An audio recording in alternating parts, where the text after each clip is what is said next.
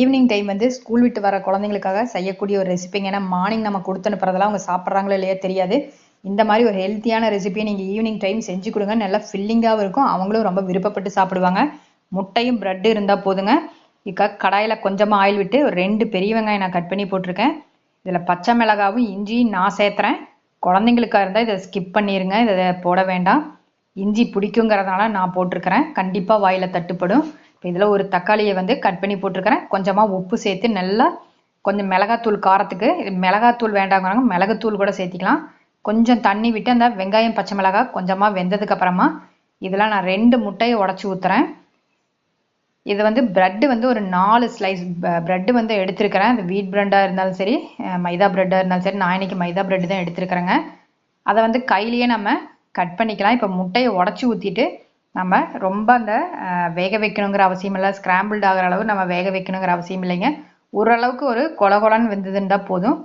அப்படியே கிளறிட்டு அதை இந்த ஸ்டேஜ்லேயே நம்ம வந்து அந்த ப்ரெட்டை வந்து கட் பண்ணி போட்டு நல்லா கிளறி எடுத்து ஒரு பக்கமாக வச்சிடலாங்க. லாஸ்ட்டாக மல்லித்தலையும் போட்டுக்கலாம்.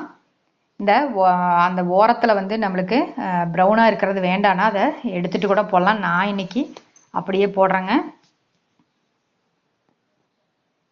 இதை போட்டு நல்லா கிளறிட்டு இதை அப்படியே கூட சாப்பிட்லாங்க, ரொம்பவும் டேஸ்ட்டாக இருக்கும். குழந்தைங்களுக்கு நீங்கள் அப்படியே அந்த முட்டையும் ப்ரெட்டும் நல்லா போட்டு கிளறி இதை ஒரு ப்ரெட் ஸ்நாக்ஸாக கூட கொடுக்கலாம். நான் வந்து இன்றைக்கி தோசையில் ஒரு ஸ்டஃபிங் மாதிரி வச்சு இதை சாப்பிட்டேன், ரொம்ப நல்லா இருந்தது. அதனால தான் இந்த வீடியோ நான் வந்து எடுத்துருக்குறேங்க. நல்லா கிளறிக்கேன், அவ்வளோதாங்க. இது ஆயிடுச்சு. இது ரொம்ப நேரம் கிளறினோம்னா ரொம்ப ட்ரை ஆயிரும். இந்த அளவுக்கு ஒரு தொக்கு பதத்துக்கு இருந்தால் போதும்.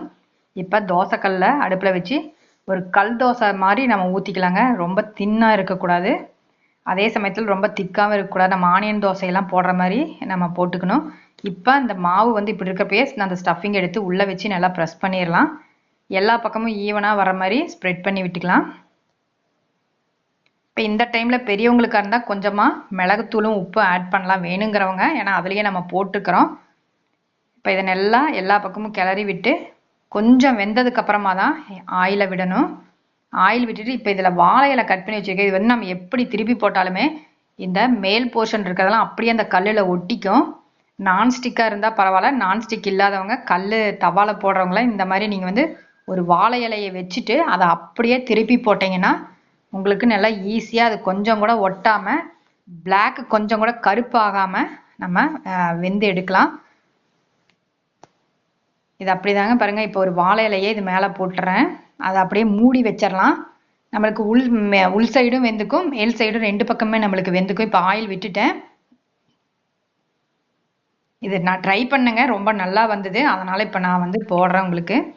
இது வந்து நீங்கள் ட்ரை பண்ணி பாருங்கள். நீங்கள் வந்து வேறு எந்த வித ஸ்டஃபிங் வச்சு தோசை போட்டாலுமே இந்த மாதிரி ஒரு வாழை இலை வச்சு அந்த வாழை இலையோட சேர்த்து திருப்பி போட்டால் கரெக்டாக நம்மளுக்கு ஒரே பக்குவத்தில் வெந்து வருது. கொஞ்சம் கூட நம்மளுக்கு அடி பிடிக்கிறது இல்லை, அந்த கல்லுலேயும் ஒட்டுறதும் கிடையாது.